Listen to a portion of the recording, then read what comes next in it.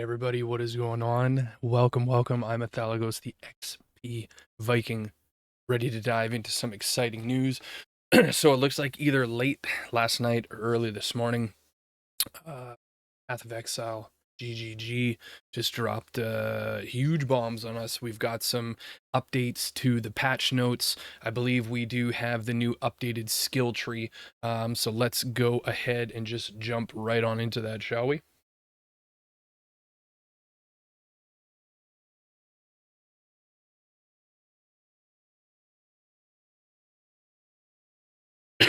All right. So first things first, I think I already have it queued up here. Okay, so if you guys go to the main forum thread, where we saw the patch notes already, if you scroll down to the very bottom of that, it's where they have the amended section. So we're gonna go through we're gonna go through all three of these first, and then we're gonna jump into the new tree version. What's really awesome about this is they have a button on the side for the highlighted changes. So these are all the highlighted changes off of the original tree, which we were just used to right here, the 4.0. You can see if you look at it, there's changes in the actual tree pathing. Over here, you can see they've made changes. Down here, they've made drastic changes with connections and stuff. So we're going to go through as much of that together as we can. We do have another 4 days or 3 days before launch goes live. So let's go ahead and start with the patch notes first. All right. Updates for I think it's just this one here. I don't remember seeing these ones. So let's just quickly go from top to bottom. After unlocking unique Verisium Rune Forging Ath3, you can upgrade the base type of uniques armors that drop lower levels up to 55. Upgraded weapons will have higher damage. Upgraded armors will have increased base. Ghost Stance. The interval between gaining Ghost Shrouds is no longer a duration, now has modifiers to cooldown recovery rate. I actually kind of like this. Apply to Ghost Shroud gain frequency, now has when hit lose.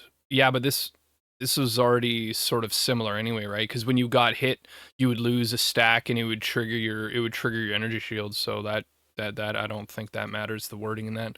And regain energy 2% of your evasion rating per second. That's pretty cool. That's actually pretty big. Okay, so let's go to the next one here.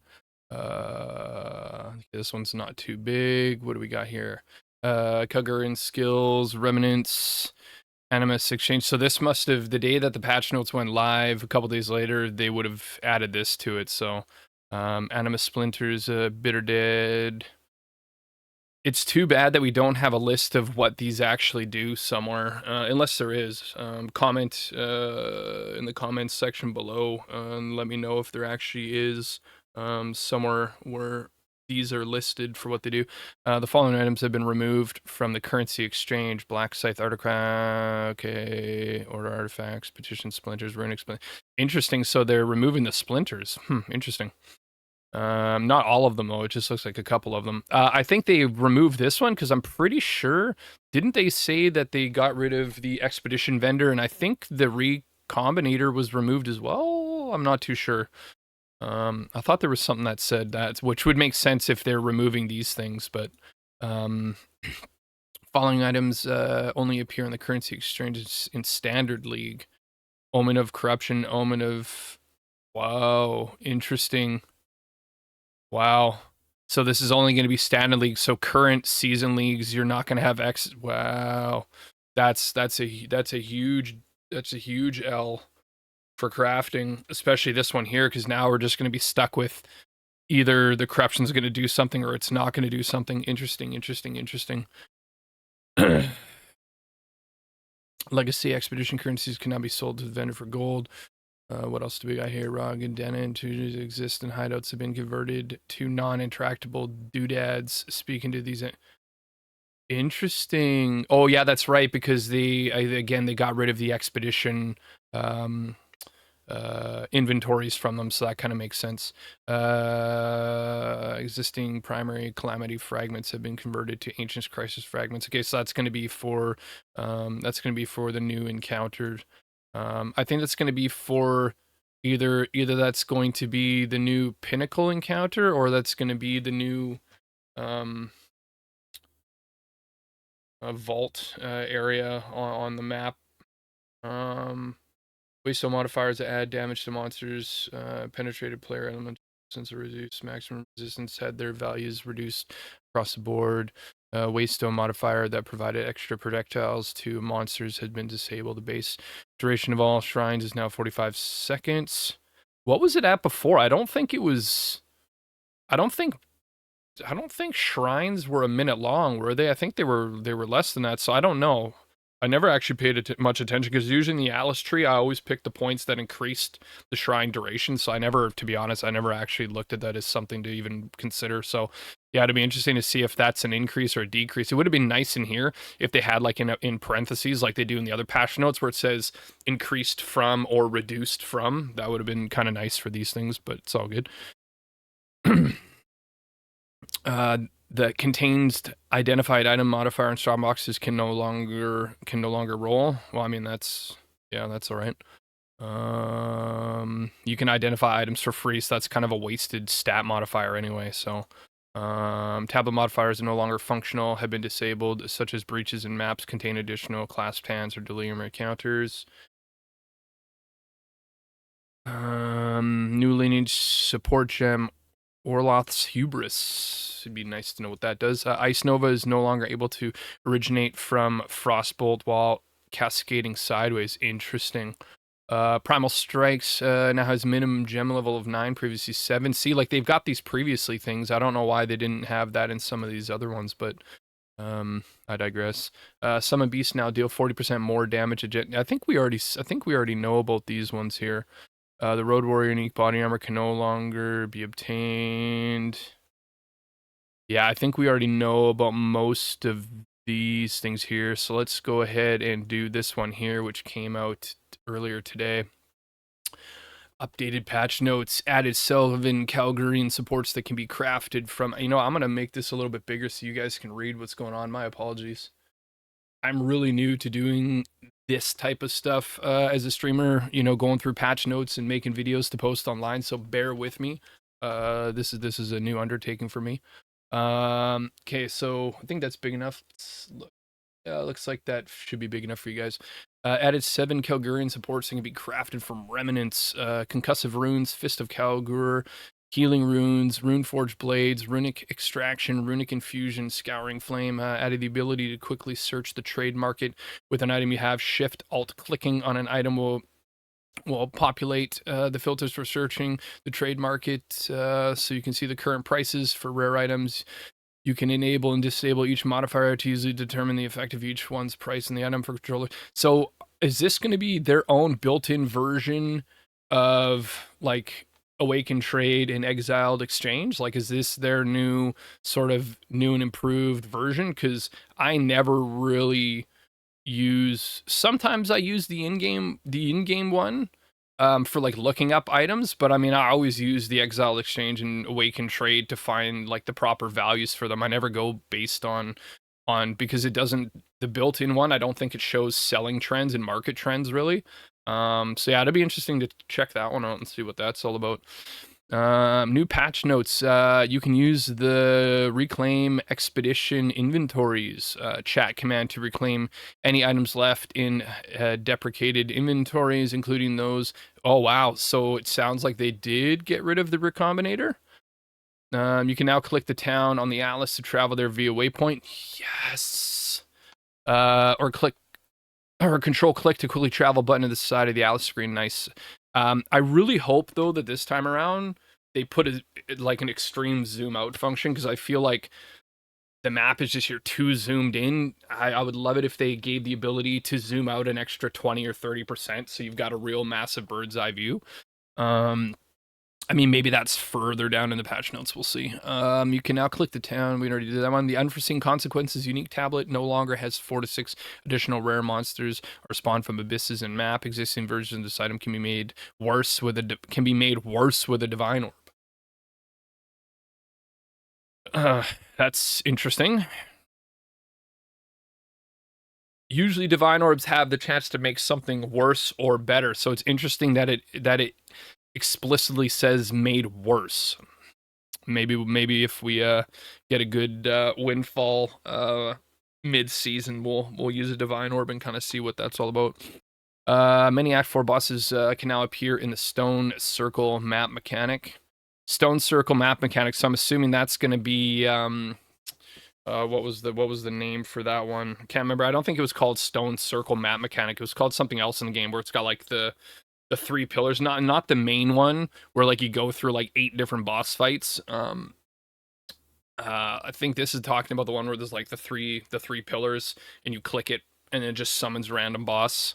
Yeah, I think that's probably what it's talking about. Modifiers that apply to allies in your presence, such as those on scepters and the grip of Kulamek. Unique ring no longer stack in a party if multiple party members have modifiers of the same type. This change does not affect the allies in your presence. Deal 50% increased damage. Okay, new lineage support, Orloff's Conviction. Again, we're not sure what that is. Added 3D art for Rise of the Phoenix. Don't know what that is. Added new armor applies to elemental damage and faster start of energy shield recharge clusters to the passive skill tree. Okay, nice. Added new hybrid armor applies to elemental damage and affection clusters. Okay. Added new hybrid deflection and faster start of energy shield. Very nice. It'll be interesting to see what the scaling of this is. Because usually deflection is based on a percentage of your evasion rating. So if it's added with energy shield, I'm interested to see on the passive tree what the energy shield is going to be basing itself on as far as a percentage. Added new armored evasion clusters, very nice. The backup plan, no, this was one of my favorite ones. The backup plan, notable passive skill, now provides 20% increased armor and evasion rating if you have been hit recently, 40%. So yeah, that was a nerf. And increased armor if you haven't been hit recently. Yeah, so that was a nerf. That's unfortunate. I think from what I remember, backup plan is down here somewhere. I think is backup plan right here. No, that's Defiance. Where's backup plan? Yeah, there it is right there. Backup plan. I knew it was one of these ones here. Okay, so that's interesting. Oh, this is the old tree. Okay, so actually no, never mind. This is actually a buff, not a nerf. I misspoke. This is actually a buff, not a nerf. So if we actually dissect this, let's go for this one quickly. So original one was 50% evasion rating if you have been hit recently.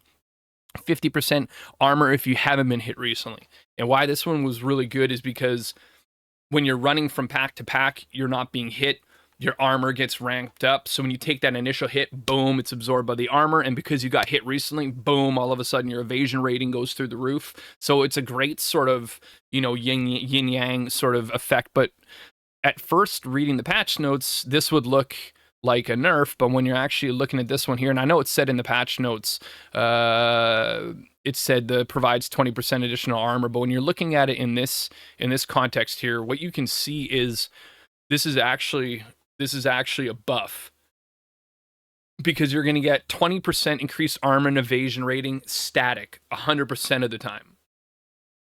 Then when you've been hit, you get 40% increased evasion rating. So you're actually getting, it's not going to be multiplicative, it's going to be additive, but you're actually getting 60% increase instead of 50% for both of them.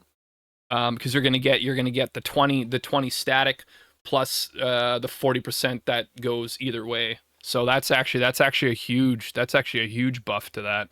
Okay, let's get back over here. The Defiance notable passive now grants 20% increased. Oh, we were just literally there. Yeah, it's this one right here, right? Defiance. Okay, so let's see what the other one was. 120% increased armor evasion rating when on low life. And let's see the new one. 20% increased armor and evasion, 80% increased armor and evasion rating when on low life. So this one took a pretty a pretty substantial nerf. But it depends on how this interacts, because this 20% that's static, it depends on how the game is going to acknowledge that, because obviously it's not a flat roll, so it's not going to increase your base. It's going to be a percentage roll, but I guess it depends on how the two of those interact, because on paper, obviously it's a benefit, because when you're not on low life, you get 20% increase 100% of the time, which is a huge bonus, because having a mechanic where you're relying on hitting that low life threshold just to benefit from mechanic, in my opinion, is dangerous, because you're hoping that when you hit that low life threshold, it's not going to be enough to one shot you. So skills like that for me are always a little bit of a slippery slope, but that's a really cool update nevertheless. Insulated treads and strong chi notable passives now grant 25% armor and evasion in addition to current effects. So let's go look at this one here. Insulated treads, strong chin. So we should be able to look at these one. I think we chin. Let's just go and put the actual name in. Strong chin. Okay, so current one, gain stun threshold equal to the lowest of evasion and armor on your helmet. But see, this was kind of nice the way it was, because that's a flat value instead of a percentage value. What I really hope though is they've adjusted the tooltips. There's quite a few tooltips since launch that I've never understood why they didn't put more information on. Stun threshold being one of them, because you've got your evasion rating, your armor rating, everything else that shows a detailed breakdown of these are your raw points, these are the percentages of mitigation you have. With stuff like stun threshold and ailment threshold, it's just a number. It doesn't show, because it's based off of your stun threshold is based off of your maximum life, but there's still no percentage that's allocated to it. Like there's nothing that says, okay, you're at 35% chance to resist a heavy stun, 28% chance to resist a light stun, because in the game there is heavy stuns and light stuns, right? So I really hope that they've added that in that tooltip. It'd be nice. So let's take a look. So we've got the flat gains based on helmet, 25% increased armor and evasion rating. So this now seems like another big, huge buff, because you've got a static 25% armor and evasion increase, which is not affected by any sort of variable. And then you still gain the stun threshold equal to the lowest. So that was a big buff on that one too. What else we got here? Let's go and look at insulated treads. Let's pop this one on here. Oh, it's literally right here. Insulated treads gain ailment threshold. So this is probably going to be the exact same thing where you gain the So these are two massive gains in my opinion. Iron Slipper's notable passive now provides 2 armor per 1 energy shield. Previously 3 what? Oh, previously 3 armor per 1 energy shield. Okay, so that's a bit of a nerf, but not really. Subterfuge Mask, notable passive skills now grant 1 evasion per 1 energy shield. A 1 for 1?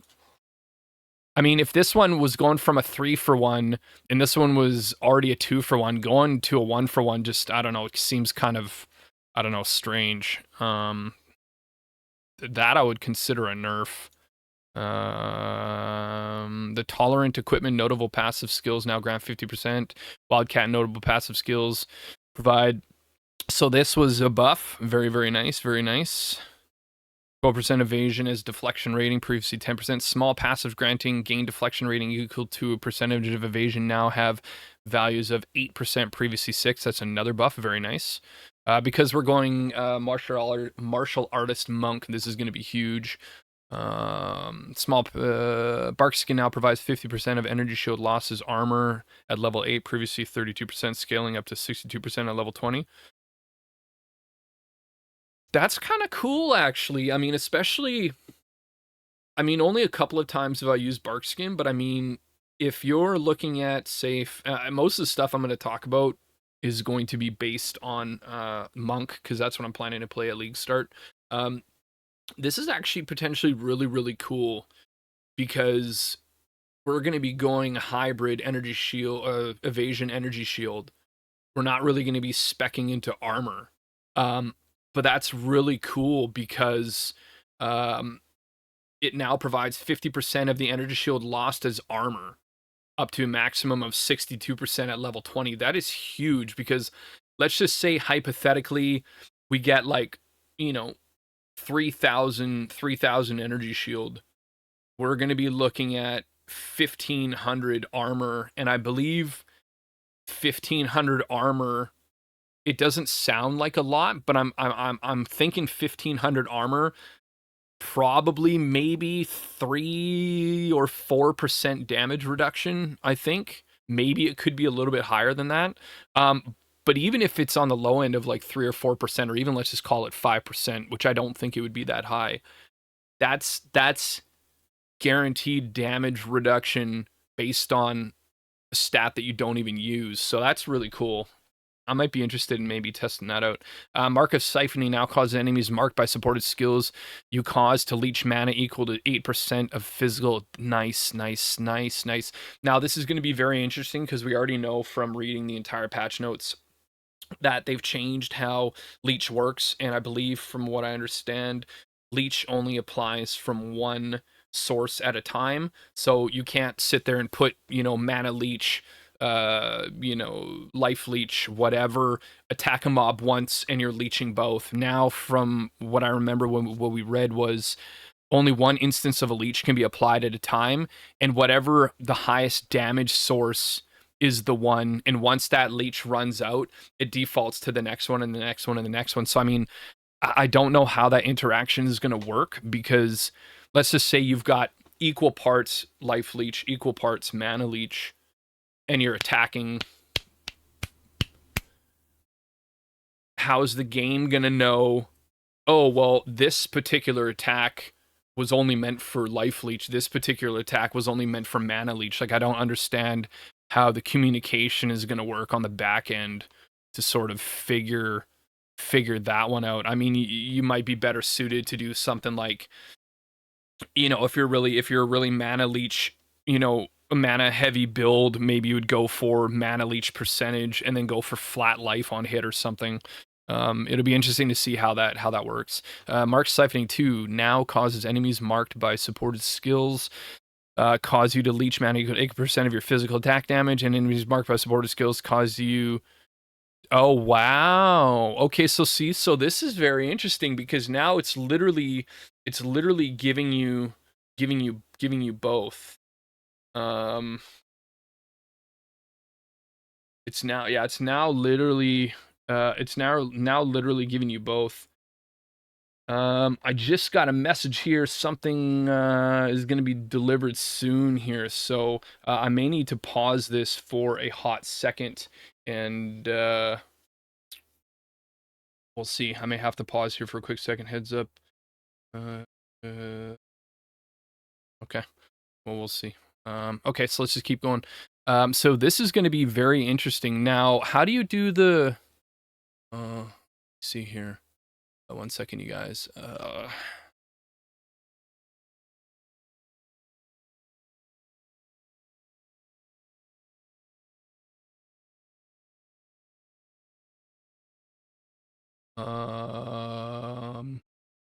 Okay, so let's see if this works here. Let's see if this works. Hold on. Okay, so this does work. Okay, so we're gonna quickly, just for context, we're gonna quickly go like this and put leech right here. So this is what I'm talking about. Only a single leech instance per resource, life, mana, or energy shield can be applied. Oh, wait a second. Maybe I misspoke. Maybe I misread this the other day. Okay, hold on. Let me read this. Only a single leech instance per resource, life, mana, or energy shield can apply at a time. When multiple leech instances are active, only the one with the highest recovery rate will recover until it expires, after which the next highest recovery. Only a single leech instance per resource. But see, this sounds like it's allowing you to use. Okay, so this, to me, reading it a second and a third and a fourth time, sounds like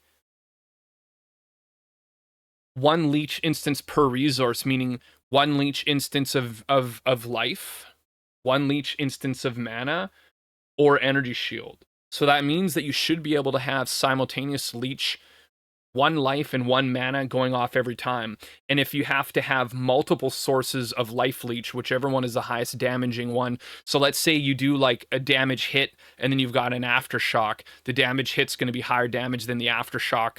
So that one would supersede. That would supersede, because it says here when multiple instances active, only the one with the largest recovery rate will occur. And that, I think the recovery rate is based on damage. So if you have 3% of your damage physical leeched as life, and your physical hit has the higher recovery rate because you slam them and now you're leeching back 10,000 instead of leeching back 6,000. I would assume that is considered recovery rate, unless it's talking about the actual percentage, which then would be interesting, because if you have a higher mana percentage leech than you do life, does that mean that your mana would only be leeching and not the life? Because reading this, it sounds like it's saying only one life can be at a time, only one mana. It doesn't sound like it says only one instance of life or mana or energy shield, because otherwise it wouldn't say per resource. It would only say only a single leech instance of life, mana, or energy shield can apply at a time. So because it says per resource, it sounds like each one of these are going to be in their own bracket. They're not going to be competing with each other, which is kind of cool. And this is the thing here. Yeah, there's going to be a limit on how much can be considered for that. So that's actually really cool. That's actually really cool. So that kind of changes things now. So let's get back up into here. Where are the changes that we were just at? Here we go. Leech. Marcus siphoning. The Gravebound unique gloves now have 10 to 15% rarity of items found, and your other modifiers of rarity items found do not apply. Whoa. So does this mean if you're wearing this to me sounds like if you're wearing these gloves, if you have any other item that has rarity modifiers, you no longer benefit from it. So it sounds like these gloves only allow you to benefit from that. Lesser greater perfect jeweler's orbs can now be used on items with skills to increase the number of sockets granted skills using a jeweler.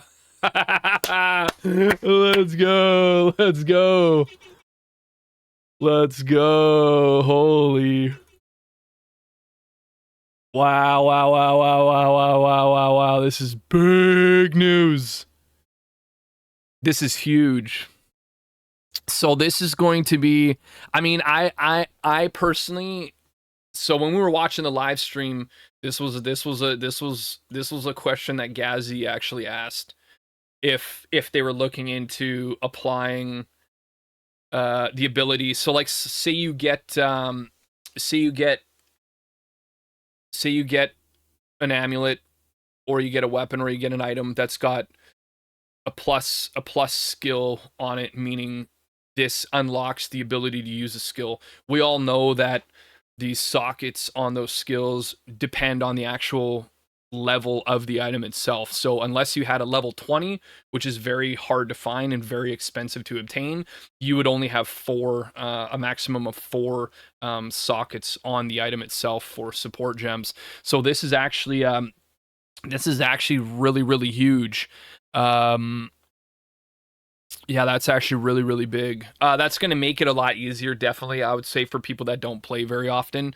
This is going to make it easier for them to get those items, but at the same time, it's now going to it's going to be weird. I'm not sure how this is going to affect the current trends of the market for these items, because essentially you could sit there and be like, you know what? I'm not going to pay 100 divs for, a perfect level 20 just for that 5th socket. You know what? I'm going to pay 1 divs for, a level 18, and then just use jeweler's orbs and maximize the sockets on it. So this is going to be really interesting to see how this affects all those items moving forward. But hey, you know what? I think this is a really good thing to put in. It's going to help a lot of people out. So that's really good. That's solid. Improve the rewards offered for completing the tribal medicine quest. Happy shark hunting. This will be interesting to see what that's all about. Enable the existing originator's weapon effect. Okay, so this is just going to be... Okay, fix a bug where modifiers lowered its spirit overlapping values next tier. The modifiers fix a bug where chaos inoculation overriding maximum life to 1 incorrectly affected calculation of stun and ailment thresholds for players as well. The most notable manifestation of this was characters with chaos inoculation keystone passive allocated with some kinds of stun threshold modifiers became immune to heavy stuns. That's a good fix. Anytime stuff like that's broken and they fix it is always good, even if it means you can't abuse it, which is good. Nobody should be able to be abusing these kind of things.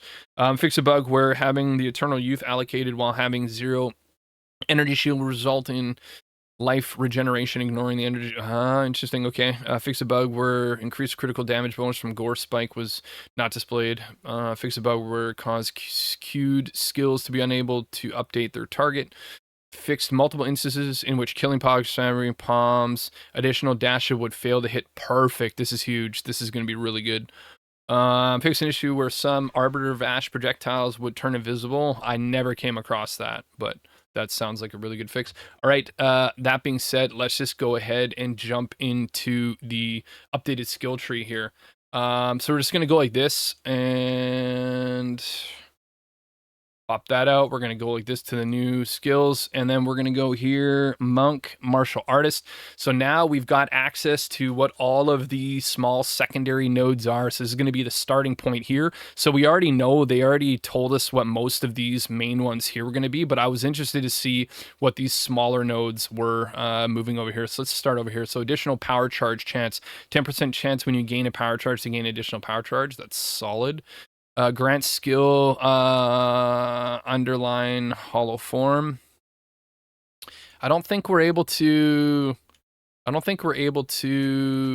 yeah, we can't click on that to see what that's going to actually do. But that's okay. What do we got here? Area of effect, skill grants, focus technique, area of effect, hollow resonance technique, 5% to all attributes.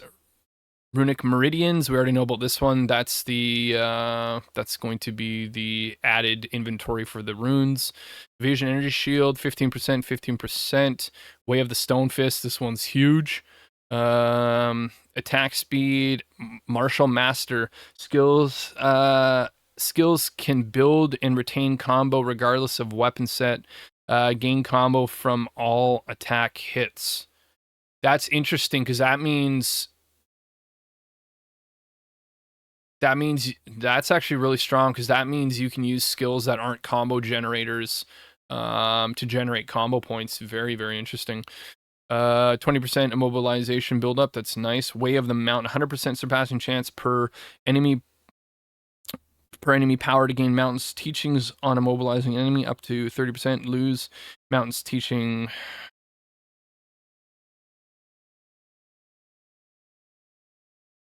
Per enemy power to gain Mountain's teaching. Yeah, these are some really, really, really solid changes.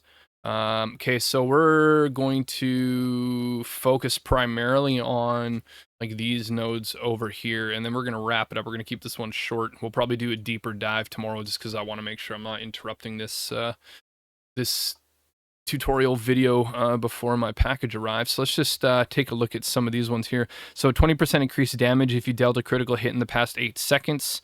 This one got a nerf. It was originally, I don't think we can zoom in on the, yeah, we can't zoom in on the actual wording. But this was a nerf. So it was 36%. Now it's 25%. So that's a nerf on that one there. Hopefully they buff this one. No, they didn't. Darn. That's unfortunate. Yeah, so it looks like they've gotten rid of... So those ones are nerfed. What about this one here? Shimmering. 20%, 3% movement. So this is 10% fast. Okay, so actually, you know what? That's not bad. All they've done is they've shifted and balanced it, right? So you've got this one here, which was, you know, 15% nerf to 6, 15 nerf to 6. This one 30. So then they kind of gave you a little bit extra here. You got 10% faster energy shield recharge here, and then the 20% and the 3% remaining the same. Okay, what else do we got here? 10% increase energy shield recharge rate, recover 2% of maximum life on kill, 6% increase life recovery rate, recover 2%. Okay, so this one here, they've added life recovery rate, and they've removed the energy shield. Okay. Hollow palm technique. Okay, this is interesting. Let's see what the changes are here. So the original was can attack as though using quarterstaff while both your hand slots are empty. Unarmed attacks that would use quarterstaff's damage gain physical damage based on their skill level, 1% more per 75 evasion. Okay, so can use while both your hand slots are unarmed attack that would be equipped with. Can have quarterstaff's damage have base unarmed physical damage replaced with damage based on their skill level.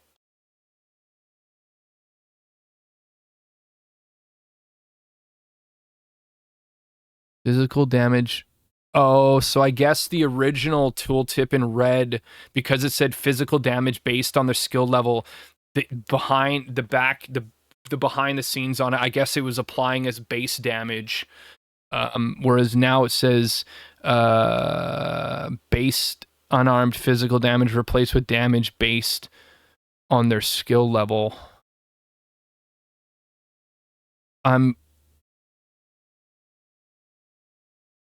But this doesn't make sense because the original tooltip made no mention of base unarmed physical damage. The original tooltip in red clearly says physical damage based on their skill level. The one in green, the update says replaced with damage based on their skill level. So what am I missing here?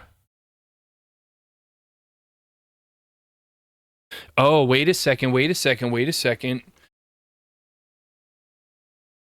So the original one said physical damage based on their skill level. This one says base unarmed physical damage replaced with damage based on their skill level. So this to me sounds like instead of it applying only an increase to physical damage, because they didn't put replaced with physical damage based on their skill level, they replaced it with damage based on their skill level. I wonder if that means that this is going to be better suited for skills.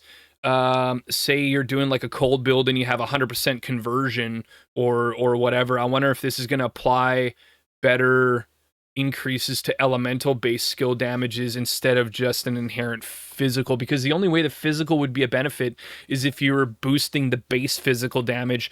That way, when the elemental percentage or the on hit effect pulls from that, you've got a larger base for the percentage to multiply off of. So maybe that's why they've changed it. I don't know. We'll have to wait and see when it goes live, sort of what happens with that. Discipline training, 10% increased skill effect duration, 10% area, so 10% duration, 10% increased area of attacks. Skills lose 20% for attacks. Combo count loss occurs 20% slower. Area of effect, skills lose combo 20% slower. This kind of sounds like the same thing. They've just changed the wording. Combo count loss occurs 20% slower. Skills lose combo 20% slower. That sounds like the same thing. I don't know. Sounds like the same thing to me. Low tolerance. What do we got here? 60%. Effective poisons. Okay, well, we're not worried about poisons. Let's go for this one here. Shatter Palm, 20% crit damage bonus, stun build up. Darn, so they removed the days. Oof. Yikes. I mean, I guess that's okay because you've got more sources for critical damage bonus, so I guess that's all right. Knockback distance, chance to daze, physical damage. So what they did is they literally just swapped the two of these around. They took the days off of this one and put the days on this one, and took the critical damage off of this one and put it on that one at the same. Interesting. Energy shield, evasion. These are the ones that we read in the patch note updates. Let's see. Gain deflection, you go 45%, 4% start. Okay. First teachings, fire resist, chaos resist. Gain deflection rating equal to 8% of evasion, 10%. Okay. So those recharge is just going to be, that's just going to be flat. I thought maybe it was going to be like based on your evasion rating or something interesting like that, but I guess not. Reduce effective curse on you, reduce effective non-damaging ailments on you. That's kind of cool because I'm pretty sure slow is considered an ailment, isn't it? I'm pretty sure slows are considered, like if you had like temporal chains or something on you and it causes a slow, that's a curse, but it's also a non-damaging ailment, I think. So that'd be interesting if that's the case, because then essentially you're double dipping. If that is the case and slows are considered non-damaging ailments, then that's huge. 85% reduction. That's pretty massive. First principle of the hollow, 20% increased evasion, increased maximum energy shield, cold res, lightning res. This actually sounds like it's probably going to be worth jumping into. Probably putting a point into here and then grabbing all those three and then avoiding, because these ones here sound like these ones here, these points, they're all the same, so it kind of doesn't matter really which way you go. What do we got here? This one actually doesn't really matter because we're not using quarterstaffs anyway. But that's what's interesting with hollow palm technique. Can attack as though using quarterstaff while both your hand slots are empty. But if it considers you're using a quarterstaff and you're using skills, would that then mean that these points would also apply? Because if the system thinks you're using a quarterstaff when you're not, but it allows you to use a skill, then what's the difference between allocating points in this, which would apply to using a quarterstaff, and right? So I mean, it'd be interesting to see how the interactions of these work with that. I've never tried a hollow palm monk before. Originally when they came out with the Acolyte Ascendancy, I did make a Hand of Chulia build. It was really fun, but it didn't really go anywhere end game because there just wasn't enough stuff. They had a bunch of nodes, I think, down here that, like these ones here, that gave like unarmed damage and stuff. But yeah, I never really made much of it. So I think the character only got up to like level like 30 or something like that, 30 or 40. I think. Yeah, 30 or 40, maybe 45. So yeah, I didn't really get a chance. So this will be my first sort of jumping into an actual hollow palm technique monk. So it'd be interesting to see. I guess what we would do is we'd put hollow palm technique, equip a skill, look at the tooltip, and then put points into these things here and see if the damage goes up or down, and then kind of go from there. So that'd be interesting to kind of test that out. What do we got here? Gain deflection rating, start of energy shield, deflection rating. That was the poison one. What do we got here? Deflection. So all of these normal evasion nodes are now double dipping. That's really nice. This is really nice. But I'm Oh, this is a nerf then. +2 to melee strike range. This is 0.02 meters to melee strike range. So I don't know if that's actually, because the other one was not a meter increase. It was just +2 to strike range. So it'd be interesting to see what a +1 to strike range in meters actually is, and then figure out if that's a buff or if that's a nerf. Companion stuff here, we're not really going to worry about that. These ones here, these deflection rating nodes were the ones where it says that it was an increase. What about these ones here? Physical gain 4% of physical damage is extra chaos. Companions game. Okay, so this is all companion stuff here, which doesn't matter. Deflection, companion stuff. Bond of the Ape. Yeah, it's all companion stuff. We already know about these ones here. These ones here, that's all companion stuff as well. We're not using shields, companion stuff. What do we got here? 30% of armor applies to cold. Well, we're not making. See, I mean, something like this would be. I mean, I don't know if it'd be worth putting points into this, but maybe it might be worth testing out. Because these are deflection ratings, because you gain resistances, stun threshold, but you also gain a portion of armor applies to elemental damages. So if we go back over here to the patch notes and we look at the where did it go? Where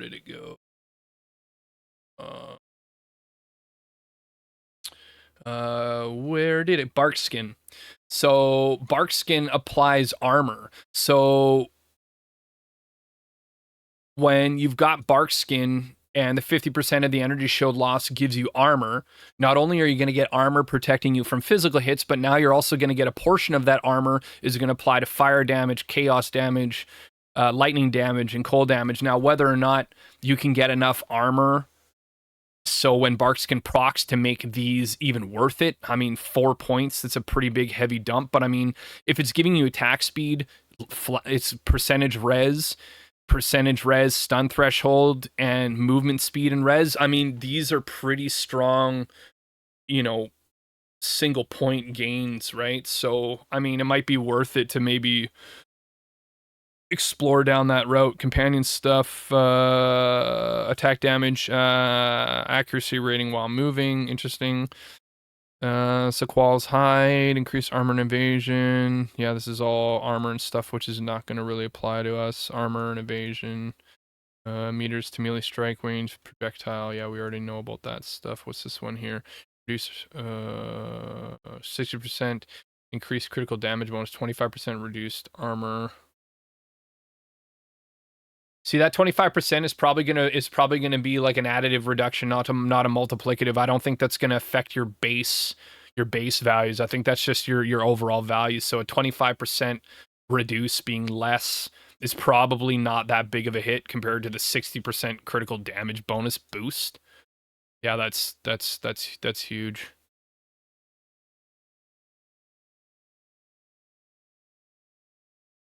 Interesting. Okay, we already went through all these. Shadow dancing, 40% evasion ring if you've been hit recently, 40% faster start of energy shield if you've been stunned recently. That's kind of cool, actually, because if you've been stunned and then it's gonna start your energy shield recharge, it's not bad. 1 to maximum energy shield per 12 evasion on equipped body armor. That's really huge. Wow, that's mega. Deflection rating, faster energy shield, gain deflection rating equal to 10% of evasion rating. 15% increased mana cost. Very nice. These are going to be nice. 50% damage taken from deflected hits. Recouped as... Wow. Seriously. Nice. Nice. That is a huge W. That is big.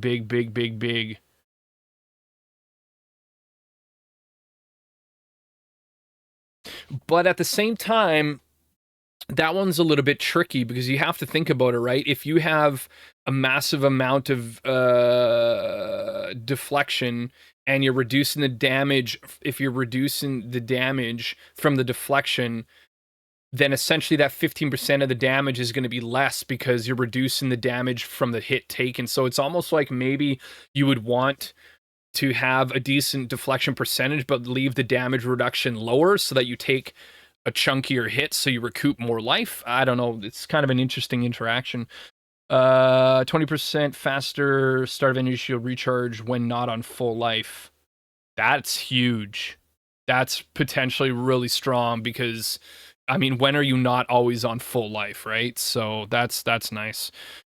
Chakra of breathing, 20% faster energy shield recharge while not on full life. That's really nice as well. Like, those two together are pretty huge.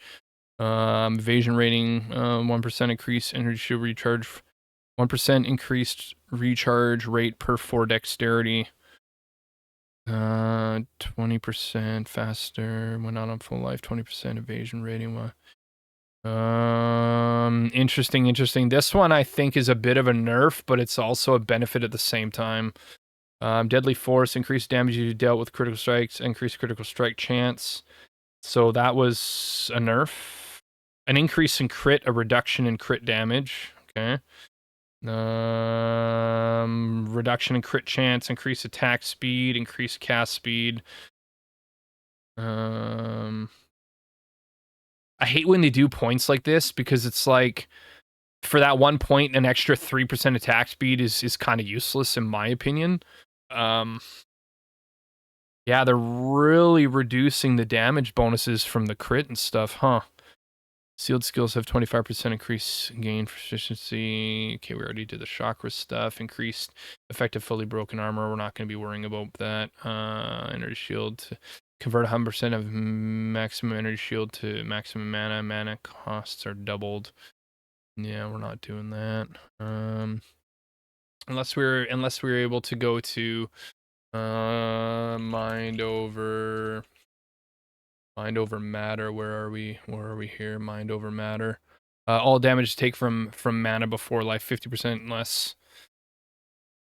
Yeah, that's risky if all mana is going to be doubled. Yeah, it's kind of risky. All right, so I mean massive changes. I'm not going to bother going through. Ooh, yeah, this is blockchain stuff. I'm not going to bother going through all of these.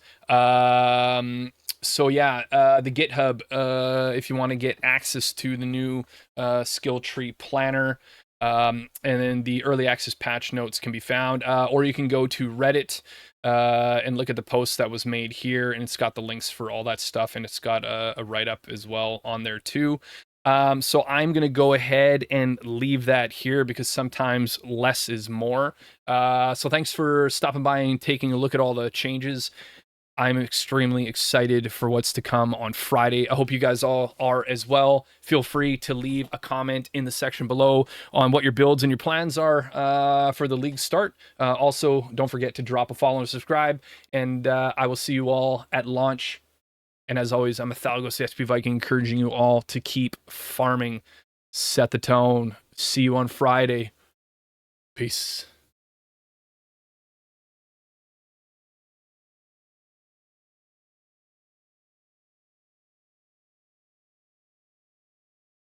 Actually, I forgot to even say, big thank you. Big thank you. GGG for all the hard work you guys have put into making this the #1 new industry standard for what all ARPGs need to aim to be. Fantastic, you guys. Keep up the great work. Appreciate all your efforts. Peace.